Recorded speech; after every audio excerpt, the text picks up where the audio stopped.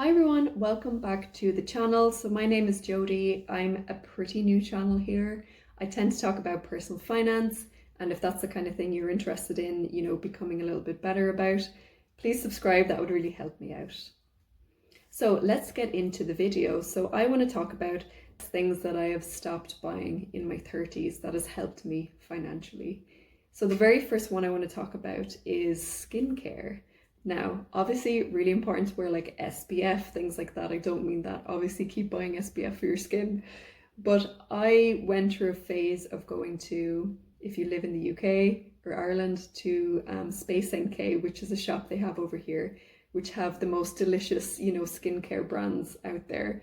But I was spending, hundreds and hundreds, on serums, on creams, on toners, on things I wasn't even sure what they were, but the lady in the shop said it was good for your skin. I used to spend so much on it, and it actually was worse for my skin because I was using so many products. It was stripping the natural oils in my skin and it was making it worse. So one thing I've really cut down on buying is skincare. I literally use one cream. It's a French cream from a French pharmacist that I think it's called Bioderma. And then I use an SPF, and I don't use anything else. And I've saved hundreds by doing this, and my skin is so much better. So the second thing is any sort of delivery service for food. So Deliveroo or Uber Eats, they would often charge, quite a bit more just to deliver your food down the road. And let's be honest, we all like a takeaway every now and again, even if it's a healthy one, okay? But I've really calmed down and stopped spending on those apps. If I want to eat out, I make a meal of it, literally, excuse the pun. I, get dressed up, go out with friends or whatever, and literally sit down in the restaurant. And that would usually be cheaper than delivering the same food to your house. Or if I did want a takeaway, I would usually walk to the restaurant and save the £3-4 that it would have been to deliver it. So you're getting a little bit of exercise and you're saving a little bit of money. And honestly, I've just reduced takeaways, as a whole as well. I tend to eat really healthy. I have a background of nutritional science as well as obviously working in finance for 10 years, which is a whole different story. So it's really important to eat healthy. So I've really, cut back on takeaways. But if I was to get one, I would tend to walk there rather than get a delivery service and pay extra for that. So the third thing that I've stopped buying in my 30s are branded food items. So if you go to, a Tesco or a Waitrose or a Sainsbury's or wherever you are in the world, they will have the big branded items and then they will have their own label items. So for example, for cheeses, right, you will have very big brands like, President or Seriously Strong branded cheddars. But if you were to buy, the Tesco own label one, sometimes they're £1, £2, £3 cheaper. And a lot of the times they're actually made in the same factory. Now, I have experience of this. I used to work in nutritional science, as I said, and yeah, there would be times where the exact same recipe would be used on a goat's cheese for a branded product and then the Tesco own label goat's cheese. There might be slight amendments to it, but 9 times out of 10, it's very similar in nutritional quality and in the taste as well. So this is something that really saves a lot of money when you're going into grocery stores, is to see if you can, try out some of the own label foods of things you would have usually eaten. So instead of maybe Kellogg's cornflakes, try the Tesco cornflakes, or the branded toothpaste, maybe try the Tesco toothpaste. I've never tried the Tesco one. I might try actually, but I've definitely bought less and less branded foods because you tend to realize what you're actually paying for is the marketing behind brands rather than quality. So the next one that I've stopped buying in my 30s is buying into clothes trends. Now this can be, very tempting, especially if they're on sale for £30 for, a new dress that's come into town, that's like all the rage and all the rest. But 9 times out of 10, if you buy into trends, you tend to be buying more clothes within that year because trends only last a certain amount of time.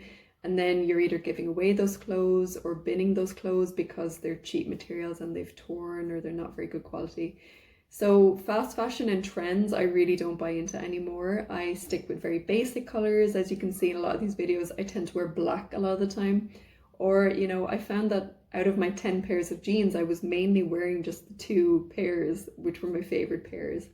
So really have a think about, what's in your wardrobe and can you cut down in that way? Because honestly, I've saved space on storage, I've saved money, of course, on, buying excessive clothes. And also, I'm doing less washing, which is great because sometimes when you feel like you've a lot of clothes in your wardrobe, you tend to wear it once and then throw it in the wash, whereas actually you could wear it, one, two, or three times and then throw it in the wash, So all round, I think it's a better option. So the fifth thing that I've stopped buying into in my 30s is, really high maintenance beauty products. So I don't dye my hair. This is just my natural hair. I know it's pretty wild. I'm naturally kind of wavy, kind of curly hair. I just let it do its own thing. I used to be blonde for many years. I had weird colors in it too, but I don't do any of that anymore. And I've saved a chunk, and actually I much prefer my natural hair color. Also things like doing my eyebrows. I do my own eyebrows. These are my natural eyebrows. I don't pay to get them threaded. I used to spend, I think, 40 a month on getting them threaded, which is really expensive and really adds up. And similarly to manicures and pedicures, I just tend to prefer the more kind of basic look. So I do my own nails, I do my own pedicures.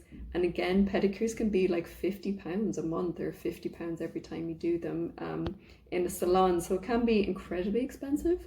So I've preferred to use that money elsewhere and, just do it myself.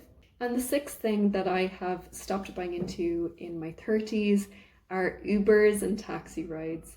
I'm very lucky. I live in the centre of London, so now I tend to walk a lot of places, or if somewhere's very far, I take a £1.50 bus, or else go on the tube for £3. It's very easy if you've got Uber on your phone to just, hop in a taxi because you don't want to wait.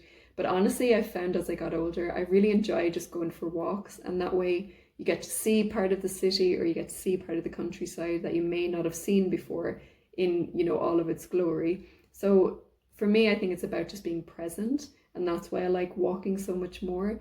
And you save so much more by not getting taxis. Like, taxis are super expensive. Obviously, if you need to get one, but this is something that I've stopped buying into as I've gotten older. Thanks guys. If you like this sort of thing, I'd appreciate a subscribe down below. That would really help me out. I'm incredibly new here, but I love talking about personal finance, and hopefully it can help you guys in the future. I post 2 videos a week, so yeah, come on by if you want to check this out. But yeah, thanks guys, and I'll see you soon. Bye.